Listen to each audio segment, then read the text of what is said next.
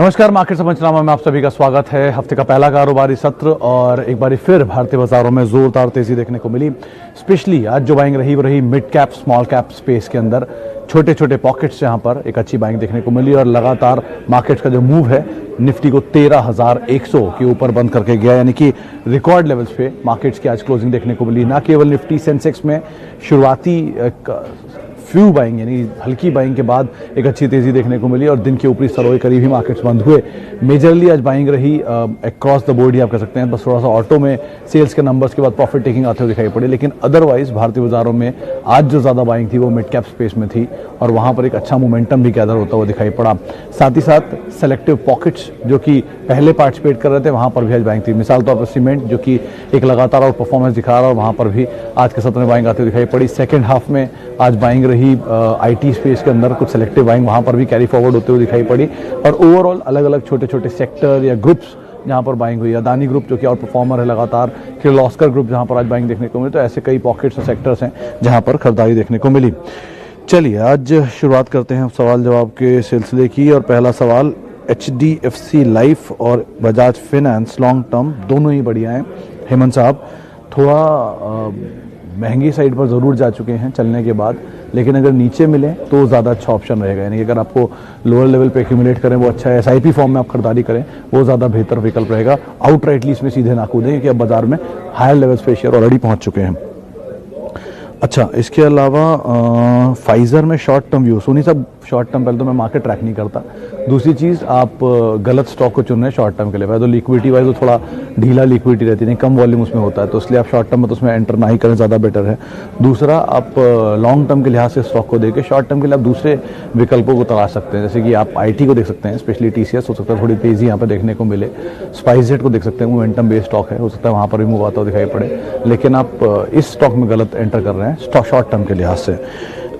आगे सन pharma bye 30 share 520 hold करिए sir फिलहाल तो, क्योंकि बहुत समय बाद दोबारा इसके अंदर मोमेंटम आया है, वो शायद मोमेंटम इसको और तेज़ी दिखाए, तो आप एटलीस्ट होल्ड कर सकते हैं नियर टर्म के लिए। तो HUL कब चलेगा? 2625। अरविंद साहब ये ऐसा कोई स्टॉक नहीं जो 1-2 दिन 4-5 दिन में आपको रिटर्न बना कर दे देगा। ये एक क्वालिटी स्टॉक है, क्वालिटी वैल्यू है इसके अंदर। टाइम दीजिए आपको वो टाइम के हिसाब से रिवॉर्ड आएगा। ये एक बहुत लंबे अंतराल का कंसोलिडेशन एक बार दिखा भी चुका है। अगर आप पुरानी हिस्ट्री देखेंगे 10 साल तक इसने कंसोलिडेशन दिखाया था, तो उतना लंबे कंसोलिडेशन जैसे कि आप इसमें एक्यूमुलेट करिए वो ज़्यादा अच्छा ऑप्शन रहेगा। इस दाम पर आपको शेयर मिल रहा है, हो सकता है दोबारा एक बड़ा मूव आए, तो आप इस तरह की सिचुएशंस के हिसाब से फैसला ले सकते हैं। L&T इन्फोटेक IPO प्राइस आप होल्ड करिए सर। सौरभ जी, इससे अच्छा क्या विकल्प है आपके सामने? अच्छा है, इनफैक्ट आप बर्गर किंग में भी देख सकते हैं। अगर आप IPO में ही पैसा डालते हैं तो आप बर्गर किंग के IPO को देखिए, एक अच्छा ऑप्शन है, एक अच्छा विकल्प है और बढ़िया प्रीमियम है मार्केट में। ऐसी भी खबरें हैं कि शायद 150-200 रुपये तक भी जाए, तो आप इसमें अगर डालना चाहते हो तो पैसा डाल सकते हैं। इसके अलावा मदरसन सुमी 153 रुपये का आज भाव देखा था लास्ट मैंने। संदेश साहब, अब आपकी खरीदारी किस भाव पे कहना मुश्किल है। आज तो मूव इसलिए था कि इसकी एक एनालिस्ट कॉल होके गई थी, जहां के बाद मैनेजमेंट भी टिप्पणी करते हुए दिखाई पड़े और साथ साथ ब्रोकर हाउसेस की तरफ से भी अपग्रेड्स आए थे। तो फिलहाल तो इसमें इसलिए मूव था। आप अदरवाइज होल्ड करें, लेकिन मीडियम टर्म ही रखिएगा। लॉन्ग टर्म के लिए थोड़ा रिस्की बेट हो सकता है कि डेट का कंसर्न अभी है इनके सामने, वो जैसे से ईज आउट होगा तो सिचुएशन कुछ और हो सकती है, लेकिन हाँ नियर टर्म में एटलीस्ट डेट एक थोड़ा सा प्रेशर इस कंपनी के लिए ज़रूर है। इंडिगो पेंट IPO, साजिद साहब ये मैंने ट्रैक नहीं करता तो मैं इसके लिए माफ़ी चाहूँगा। इस कंपनी के बारे में मैंने बहुत डिटेल पढ़ी नहीं कभी, तो इसके बारे में कहना मुश्किल है, मैं इसके लिए माफ़ी चाहूँगा। लेकिन हाँ, दोबारा मैं ज़रूर इसके ऊपर जानकारी लेके आपसे संपर्क करूँगा। Which stock can create a wealth from now like Wipro and Infosys created in past 20 to 30 years?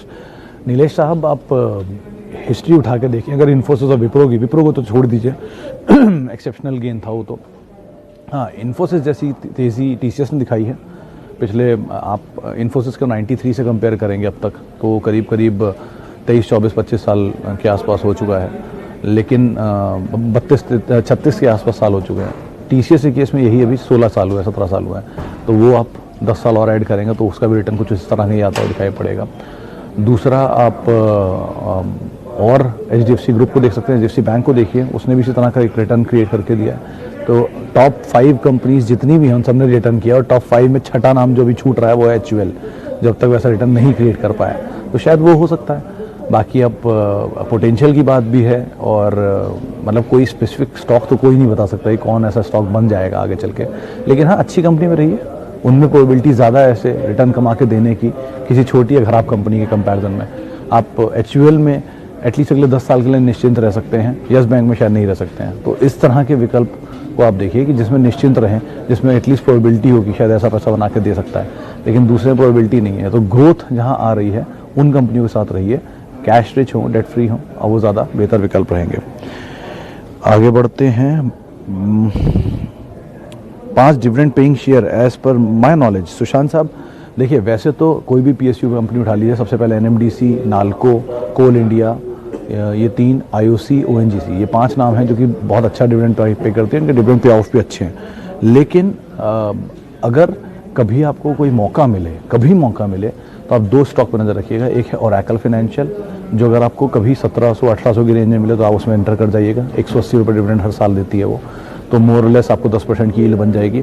और दूसरा है VST इंडस्ट्री, पिछले 20 साल का आंकड़े मैंने पढ़े हैं, उस आंकड़ों में वो कभी डेट नहीं आया उस कंपनी के ऊपर, कैश रिच रही है, और 1700-1800 रिसेंट दाम में वो नीचे मिला था। अगर वहाँ मिल जाता तो 100 रुपये डिविडेंड मिल जाता उससे। तो इस कंपनी में ग्रोथ भी कंटिन्यूस है और डिविडेंड भी है। तो ये 2 कंपनियों को आप देख सकते हैं। इनके अलावा अगर आप PSU में नहीं जाना चाहते हैं तो ये 2 ऑप्शन है जो नीचे मिले तो आप वहाँ पे एंटर कर सकते हैं। Care rating, Tata chemical, Shashank साहब दोनों कंपनियां अच्छी हैं। केयर रेटिंग के केस में एक चीज़ ज़रूर है कि अंडर परफॉर्मेंस रही है बाकी उन सभी कंपनी से कंपैरिजन में जो कि इसके पीयर्स में है, तो स्पेशली वो जिनकी इक्विटी फ्लोट भी कम है, तो इसका सबसे कम परफॉर्मेंस है, तो शायद ये चल सकता है। और टाटा केमिकल वैसे भी चल ही रहा है, अच्छी परफॉर्मेंस दिखाई रहा है, तो आप एटलीस्ट नियर टर्म या मीडियम टर्म तो दोनों वो होल्ड कर सकते हैं। 40-45% तक के टारगेट्स ऊपर के मिले तो आप निकल जाएं इनमें से। रिलायंस इंडस्ट्रीज क्या करें हेमंत जी, सीधी सी बात है, खरीदारी करें, नीचे मिले तो और खरीदारी करें, और नीचे मिले तो और खरीदारी करें। नंबर 1 कंपनी है देश की, इतनी इजीली तो गिव अप नहीं होगा ना। ऑब्वियसली बात है, 3 बिजनेस हैं, एक बड़ा मूव दिखा चुका है, थोड़ा कूल ऑफ हो रहा है, कंसोलिडेट कर रहा है, बड़ी तेज की तैयारी कर रहा है, तो आप वेट करें, समय दीजिए, ज़रूर मिलेगा रिवॉर्ड्स में। अच्छा जी, आगे बढ़ते हैं। ग्लोबल स्पिरिट 1000 शेयर 333 रुपये, व्हाट टू डू। देखिए दोषी साहब, कंपनी बुरी नहीं है ग्लोबल स्पिरिट, लेकिन कारोबार इसका लिमिटेड है। ये कंपनी राजस्थान में मेजरली काम करती है, घूमर के नाम से इनके ब्रांड है, और देसी दारू से आप समझते हैं, लोकल लिकर जो होती है, उसमें ये कंपनी कामकाज करती है। बेटर अगर आप इसी सिस्टम में इस तरह के प्रोडक्ट में जाना चाहते हैं तो GM ब्रिवरी, महाराष्ट्र की लोकल लिकर कंपनी, आप उसे देख सकते हैं, कैश रिच कंपनी है, डेट फ्री है। अगर आप पैन इंडिया बेसिस पे कोई कंपनी ढूंढ रहे हैं जिसकी लिकर में स्ट्रॉन्ग पकड़ हो तो ऑब्वियसली बात है यूनाइटेड स्पिरिट, आज चला भी है 3% ऊपर, दाम भी ठीक ठाक है। अगर 578-580 तोड़ गया तो 600-650 भी जा सकता है। ये रेडिको खैतान दूसरी पैन इंडिया प्रेजेंस वाली कंपनी है, तो इन दोनों को आप पैन इंडिया में देखें, इन दोनों को आप रीजनल में देखें, डिसीजन अब आपका होगा। वक्रांगी पे लखन साहब, मेरा कोई व्यू नहीं है, ये कंपनी के धंधे में भी ऐसा कुछ भी नहीं है इस पर व्यू रखा जाए, हायर लेवल से बहुत टूटा है, स्पेकुलेटिव एक्टिविटी काफ़ी है, संभल कर रहिएगा। अच्छा, बिग डिविडेंड पेइंग स्टॉक की बातचीत हो चुकी है।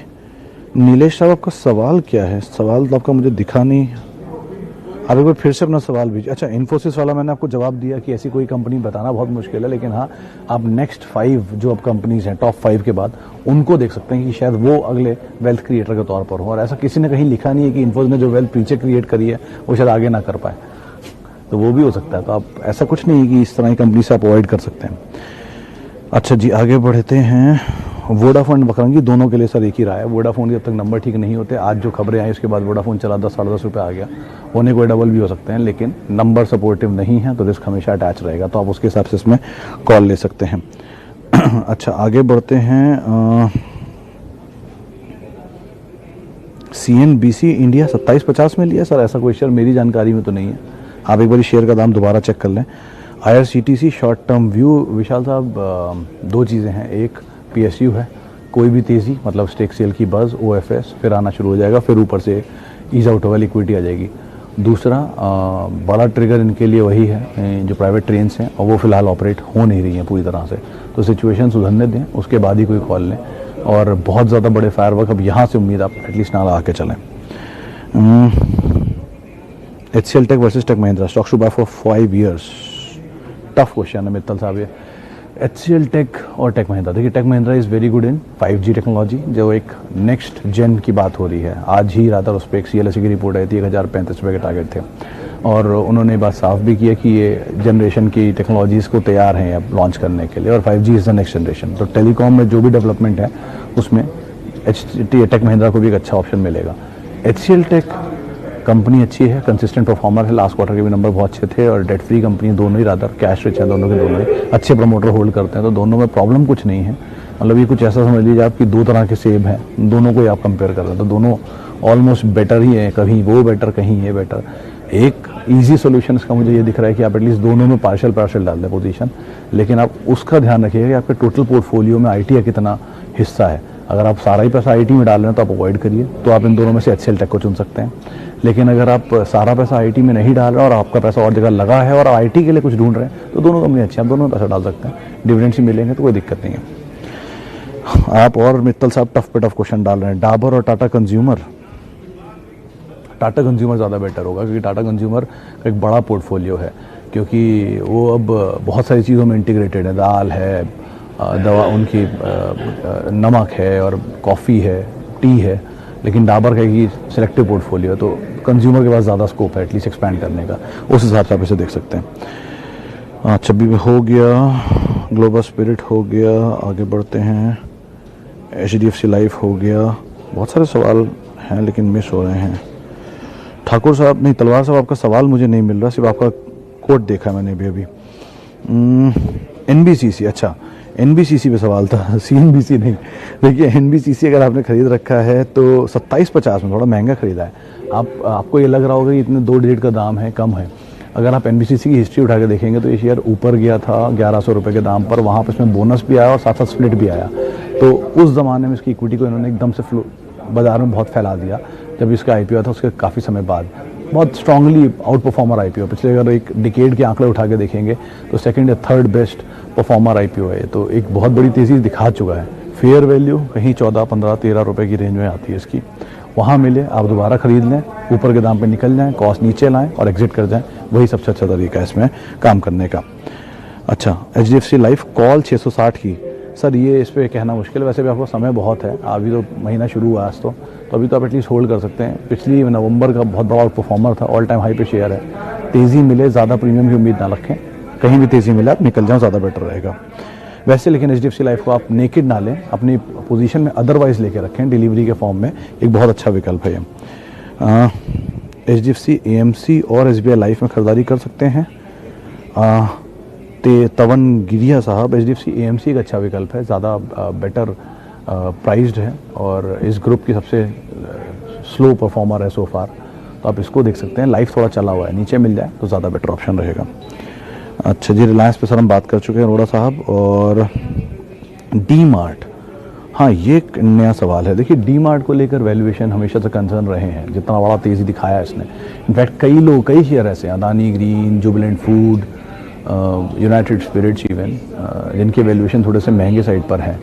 और जो DMart केस में खास तौर से, क्योंकि इनका जो बिज़नेस उसमें बहुत ज़्यादा कुछ चेंज अभी है नहीं सिचुएशन के हिसाब से, तो अभी सिचुएशन का वेट करें। अगर आपने ऊपर लिया है तो अभी आप होल्ड ही कर सकते हैं, लेना चाहते हैं तो अभी मत लीजिएगा, नीचे मिल जाए तो आप वहाँ पर एंटर कर सकते हैं। एक और सवाल ले लेता हूँ, समय का थोड़ा अभाव है। Tata motor long term, Swapnil Oswal साहब, मारुति ज़्यादा बेटर ऑप्शन है। आज अगर ये फॉल मिलता है थोड़ा सा और नीचे तो आप जा सकते हैं, छोटे भाव के ऊपर एटलीस्ट ना जाए तो अशोक लेलैंड से नीचे। टाटा मोटर के इसमें CLSA का टारगेट 220, 235 ज़्यादातर टारगेट्स आ रहे हैं, तो अगर वो टारगेट के आसपास को मिले आप निकल सकते हैं तो निकल जाइए, लेकिन उससे ज़्यादा अभी एटलीस्ट नियर टर्म में इसमें सिचुएशन बदलते हुए नहीं दिखाई पड़ रही। मित्तल साहब 2 सवालों पर मैं बात कर चुका हूँ, तो अभी एक सवाल और आपका मैं बाद में लूँगा। पेट्रोनेट, ये सुमित जी, नीरज जी ने हाल में बाय दिया था और उनको लगता है कि जिस तरह से LNG की डिमांड बढ़ रही है, ऑयल के प्राइसेस पे इम्पैक्ट आ रहा है, तो शायद LNG के में स्पाइक आता हुआ दिखाई पड़े। कंपनी ठीक है, बिजनेस भी ठीक है, लेकिन ये एक सेलेक्टिव मूवर है, कभी मूव आएगा और तेज आएगा, लेकिन ऐसा कोई रेगुलर चलने वाला प्रोडक्ट इसका नहीं दिखता। तो इसलिए ठीक है, आप होल्ड कर सकते हैं एटलीस्ट नियर टर्म में, लेकिन बहुत बड़े फायरवर्क की उम्मीद आप एटलीस्ट ना लगा के चलें। चलिए लास्टली, अच्छा शशांक कदम साहब का एक बहुत इंटरेस्टिंग सवाल है, आखिरी वही ले लेता हूँ। दिमाग नहीं मानता पर दिल बोलता है कि अदानी के शेयर लेने हैं, क्या करें? कदम साहब, जिस दिन आपका ये आप ले लेंगे उस दिन से दिमाग भी बोलना बंद कर देगा और दिल भी। देखिए बहुत सीधी सी बात है, अदानी के स्टॉक में लगातार तेज़ी है, सारे शेयरों में, ग्रीन, गैस, सब में, और ये लगातार चले जा रहे हैं, कोई भी पैरामीटर नहीं फॉलो कर रहे हैं, ना वैल्यूएशन का, ना मूव का, ना खबरों का, बस चल रहा है। प्रमोटर प्लेज है, डेट है, सब कुछ है, लेकिन चल रहा है। अब वन फाइन डे सिचुएशन पलटेगी, अब वो किस दिन पलटेगी नहीं पता, लेकिन पलट सकती है। तो बेटर यही है, आप उस तरफ क्यों जा रहे हैं जहाँ पे कुछ भी ब्लास्ट हो सकता है। बहुत सारे बाजार में शेयर हैं, 6,000 7,000 शेयर लिस्टेड हैं, बहुत अच्छी अच्छी कंपनियाँ अभी भी सही दाम पर हैं, आप उनको देख सकते हैं, उनमें पैसा बना सकते हैं। अगर होगा, आपको मिलना ही होगा तो मिलेगा, नहीं मिलना होगा तो दानी में भी नहीं मिलेगा। तो आप रिस्क मत लें, अच्छी कंपनी में जाओ, ज़्यादा बेटर ऑप्शन रहेगा। चलिए फिलहाल अब इतने ही सवालों को शामिल करेंगे, समय का अभाव है, माफ़ी उन सबसे जिनसे हमने बातचीत नहीं की, और उन सबका बहुत बहुत शुक्रिया जिन्होंने हमसे सवाल पूछे। आप मेरे साथ जुड़ सकते हैं @सुमित रिसर्च, ये मेरा ट्विटर हैंडल है। नमस्कार।